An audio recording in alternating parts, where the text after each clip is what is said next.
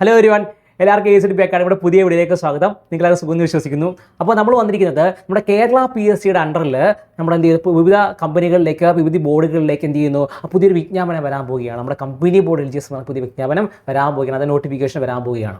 നമ്മൾ കഴിഞ്ഞ വീഡിയോകളിലായിട്ട് നമ്മൾ പറഞ്ഞിട്ടുണ്ടായിരുന്നു പ്രധാനപ്പെട്ട കമ്പനി ബോർഡ് LGSൻ്റെയൊക്കെ എന്താണ് മുൻ വർഷങ്ങളിലെ പ്രധാനപ്പെട്ട സിലബസുകൾ എന്തെല്ലാമായിരുന്നു, അതേപോലെ തന്നെ ഏജ് ലിമിറ്റ് എങ്ങനെയാണായിരുന്നു.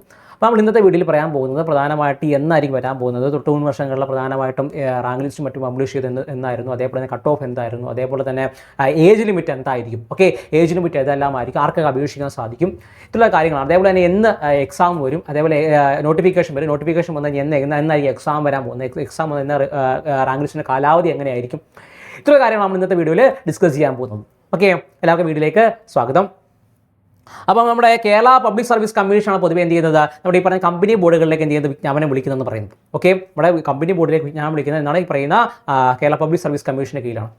നോക്കുകയാണെങ്കിൽ മുൻ വർഷങ്ങളിലെ കേരള പബ്ലിക് സർവീസ് കമ്മീഷൻ്റെ കീഴിൽ നമ്മുടെ ഈ പറയുന്ന 609/2000 ഓക്കെ 609/2021 പറഞ്ഞ കാറ്റഗറി നമ്പറിൻ്റെ അടിസ്ഥാനപ്പെടുത്തിയാണ് ഈ പറയുന്ന കമ്പനി ബോർഡിലേക്ക് എന്ത് ചെയ്തത് വിജ്ഞാപനം വിളിച്ചിട്ടുണ്ടായിരുന്നത്. 609/2021 പറഞ്ഞ കാറ്റഗറി നമ്പറിലാണ് എന്ത് ചെയ്തത് മുൻ വർഷങ്ങൾ എന്ത് ചെയ്തത് ഈ പറയുന്ന കമ്പനി ബോർഡുകളിലേക്ക് എന്ത് ചെയ്ത് വിജ്ഞാപനം വന്നിട്ടുണ്ടായിരുന്നു.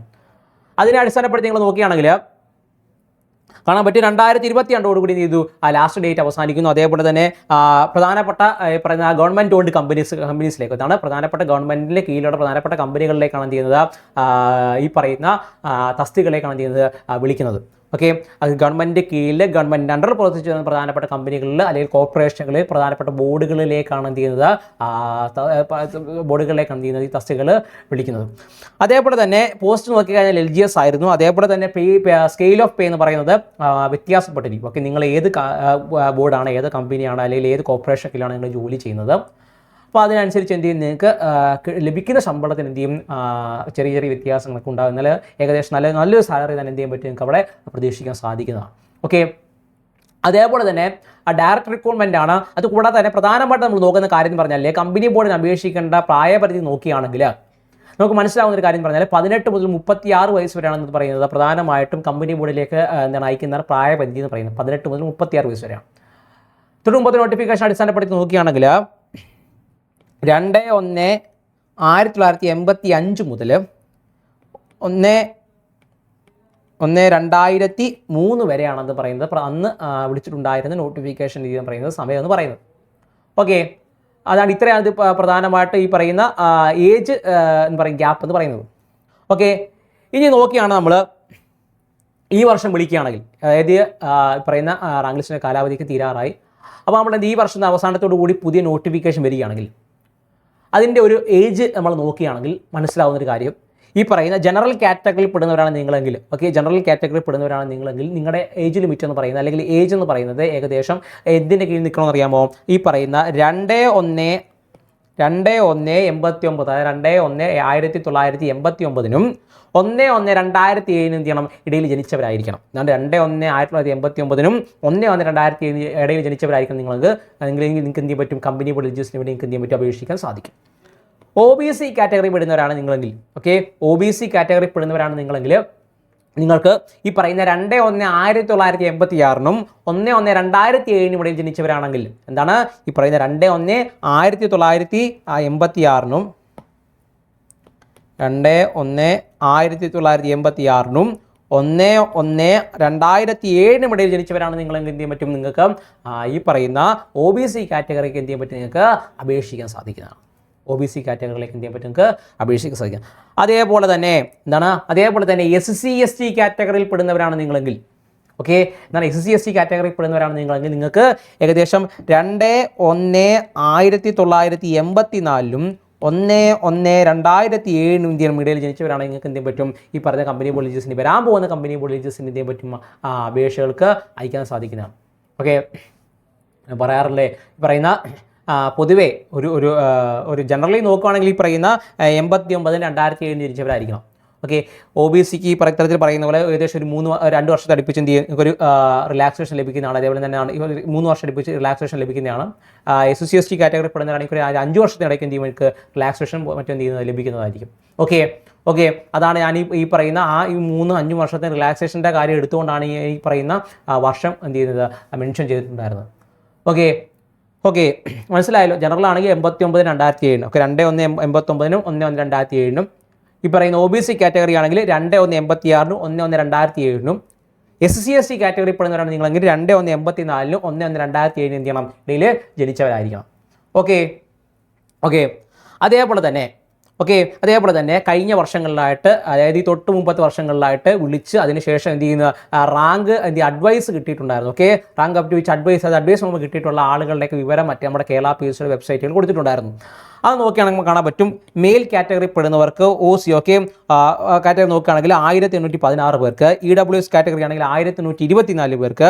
ഓക്കെ, അതേപോലെ തന്നെ അതർ ക്ലാസ്സസ് ആണ് നോക്കുകയാണെങ്കിൽ ഈ പറയുന്ന SC/ST വിഭാഗത്തിലാണെങ്കിൽ ഏകദേശം എന്ത് ചെയ്യാൻ പറ്റും, ഈ പറയുന്ന 58, SST ആണെങ്കിൽ 117, അതേപോലെ തന്നെ മൊത്തത്തിൽ ഏകദേശം 3342. അതേപോലെ തന്നെ ലാറ്റിൻ കാത്തലിക്ക് അല്ലെ ആംഗ്ലോ ഇന്ത്യൻ ആണെങ്കിൽ ഏകദേശം 76, OBC ആണെങ്കിൽ 1127, അതേപോലെ തന്നെ വിശ്വകർമ്മയാണെങ്കിൽ 2079. ഓക്കെ, അതേപോലെ തന്നെ SIUC നോക്കുകയാണെങ്കിൽ 27, അതേപോലെ തന്നെ ഈ പറയുന്ന ഷെഡ്യൂൾഡ് കാസ്റ്റ് കൺവേർട്ടഡ് ക്രിസ്ത്യൻസ് ആണ് SCSC എന്ന് പറയുന്നത് 33. അതേപോലെ തന്നെ അടുത്തത് ഡി മാർക്ക് കൊടുത്തിട്ടുണ്ട്, അതായത് ഈ പറയുന്ന ജീവര എന്ന് പറയുന്ന കാറ്റഗറി ആണെങ്കിൽ 3578. ഹിന്ദു നാടാർ വിഭാഗത്തിൽ പെടുന്നവർക്കാണെങ്കിൽ 3691 പറഞ്ഞ് എന്ത് ചെയ്യാൻ പറ്റും, അഡ്വൈസ് കിട്ടിയിട്ടുള്ളവരുടെ ഒരു ലിസ്റ്റ് നിങ്ങൾക്ക് എന്ത് ചെയ്യാൻ പറ്റും ഇവിടെ കാണാൻ സാധിക്കും. ഓക്കെ, ഞാൻ ഈ കാണിക്കുന്നതാണ്. ഓക്കെ, അഡ്വൈസ് എന്ന് പറയുന്നത് ഓക്കെ ഈ കൊടുത്തിരിക്കുന്നതാണ്. ഓക്കെ, സംശയമുള്ളവരാണ് നിങ്ങൾക്ക് ഇതിനെ പറ്റി കേരള PSC നമ്മുടെ വെബ്സൈറ്റിൽ നമ്മൾ എന്ത് കൊടുത്തിട്ടുള്ള കാര്യങ്ങൾ തന്നെയാണ്. ഓക്കെ, ഇത് കേരള PSC വെബ്സൈറ്റിൽ എന്ത് ചെയ്ത് കൊടുത്തിട്ടുള്ള കാര്യങ്ങൾ തന്നെയാണ് ഇതെന്ന് പറയുന്നത്. ഓക്കെ അതേപോലെ തന്നെ ഇനി വരാൻ പോകുന്ന എക്സാമിനേഷൻ നമുക്കറിഞ്ഞു. ഈ പറയുന്ന 2025 അവസാനത്തോടു കൂടി പൊതുവെ റാങ്ക് ലിസ്റ്റ് എല്ലാം വിളിച്ചു കഴിഞ്ഞിരുന്നു. ഇനി ഒരു പുതിയ നോട്ടിഫിക്കേഷൻ വരേണ്ടത് 2025 അവസാനത്തോടു കൂടി എന്ത് ചെയ്യുക, നോട്ടിഫിക്കേഷൻ വരേണ്ടതാണ്. 2025 അവസാനത്തോടെ നോട്ടിഫിക്കേഷൻ വന്നു എന്ന് കരുതുക. കരുതുക. ഓക്കെ, 2025 അവസാനത്തോടെ നോട്ടിഫിക്കേഷൻ വന്നു കഴിഞ്ഞാൽ 2026 ഈ പറയുന്ന ഫെബ്രുവരി മാർച്ച് മാസങ്ങളിൽ, ഓക്കെ 2026 ഫെബ്രുവരി മാർച്ച് മാസങ്ങളിൽ എന്ത് ചെയ്യും, എക്സാമും ഉണ്ടായിരിക്കുന്നതാണ്.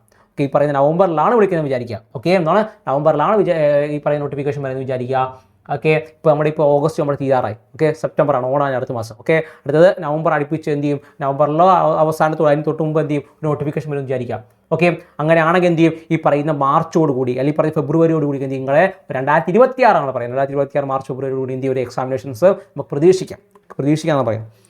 അതേപോലെ തന്നെ മെയിൻ എക്സാം നോക്കുകയാണെങ്കിൽ ഈ പറഞ്ഞ പ്രിലിംസ് ആണ് പറയുന്നത്. മെയിൻസ് നോക്കുകയാണെങ്കിൽ ഏകദേശം എന്താണ് ഈ പറഞ്ഞ 26 ജൂണോട് കൂടി എന്ത് ചെയ്യും, അതിനകത്ത് എന്ത് ചെയ്യും, ചില വ്യത്യാസങ്ങളൊക്കെ എന്ത് ചെയ്യാൻ പറ്റും വരുന്നത്. അതേപോലെ തന്നെ ഷോർട്ട് ലിസ്റ്റ് നോക്കുകയാണെങ്കിൽ 2026 സെപ്റ്റംബറോട് കൂടി ഷോർട്ട് ലിസ്റ്റ് വരുന്നതായിരിക്കും. അതേപോലെ 2027 കൂടി എന്ത് ചെയ്യും, റാങ്ക് ലിസ്റ്റ് നീണ്ടു നിൽക്കുന്നതായിരിക്കും. ഓക്കെ, 25 വന്ന് ഏകദേശം 26 27 കാലഘട്ടത്തിലൂടെ എന്ത് ചെയ്യും, പറയുന്ന പോലെ 27 കൂടി എന്ത് ചെയ്യും, നമുക്ക് അത്യാവശ്യം എല്ലാവരും എന്ത് ചെയ്യും, ഈ പറയുന്ന ജോലികളിലേക്ക് മറ്റും എന്ത് ചെയ്യുന്നത് വിളിക്കുന്നതായിരിക്കും. 27 കൂടി നിങ്ങൾ എന്ത് ചെയ്യും, ജോലികളിലേക്ക് മറ്റും എന്ത് ചെയ്യുന്നത് വിളിക്കുന്നത് ആയിരിക്കും. ഓക്കെ, മനസ്സിലായോ? ഈ പറയുന്ന ഉടനെ തന്നെ എന്ത് ചെയ്യും, നോട്ടിഫിക്കേഷൻ വിളിച്ച ഉടനെ തന്നെ എന്ത് ചെയ്യും, എക്സാമിനേഷൻ വിളിച്ചു കഴിഞ്ഞാൽ ഉടനെ തന്നെ റാങ്ക് ലിസ്റ്റ് പബ്ലിഷ് ചെയ്യും. റാങ്ക് ലിസ്റ്റ് പബ്ലിഷ് ചെയ്ത് എന്ത് ചെയ്യും, റാങ്ക് ലിസ്റ്റിൻ്റെ കാലാവധി അറിയായിരിക്കും. പൊതുവെ എന്താണ് ഈ പറയുന്ന 25 26 27 27 അവസാനം 28 അടുപ്പിച്ച് എന്ത് ചെയ്യും, ഈ പറയുന്ന റാങ്ക് ലിസ്റ്റിൻ്റെ കാലാവധി എന്ത് ചെയ്യും, നീണ്ടു നിൽക്കുന്നത് ആയിരിക്കും.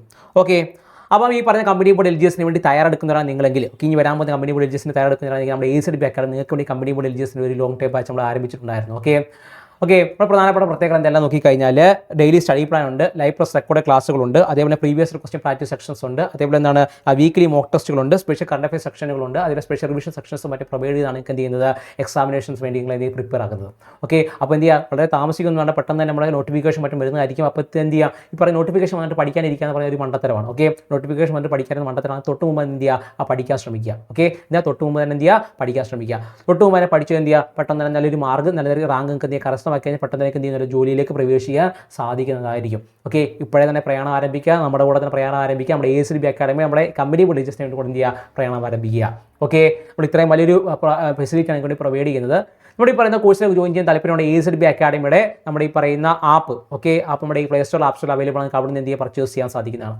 അതല്ല നിങ്ങൾക്ക് നമ്മുടെ കോഴ്സോട് ബന്ധപ്പെട്ട് ഒരുപാട് സംശയം നിങ്ങൾക്ക് നിലനിൽക്കുന്നുണ്ടെങ്കിൽ ഞാൻ ഈ പറയുന്ന നമ്പറിൽ കോൺടാക്ട് ചെയ്താൽ മതി. 9995467246 നമ്പറിൽ കോൺടാക്ട് ചെയ്ത് കഴിഞ്ഞാൽ നിങ്ങൾക്ക് സംശയം നിലനിൽക്കുന്നുണ്ടെങ്കിൽ നിങ്ങൾക്ക് എന്ത് ചെയ്യാനും പെട്ടെന്ന് തന്നെ ഉത്തരം ലഭിക്കുന്നതായിരിക്കും. ഓക്കെ, എന്തെങ്കിലും സംശയം നിലനിൽക്കുന്നുണ്ടെങ്കിൽ എന്ത് ചെയ്യാൻ പറ്റും, നിങ്ങൾക്ക് ഉത്തരം അതിൻ്റെ കൂടെ തന്നെ എന്ത് ചെയ്യും ലഭിക്കുന്നതായിരിക്കും.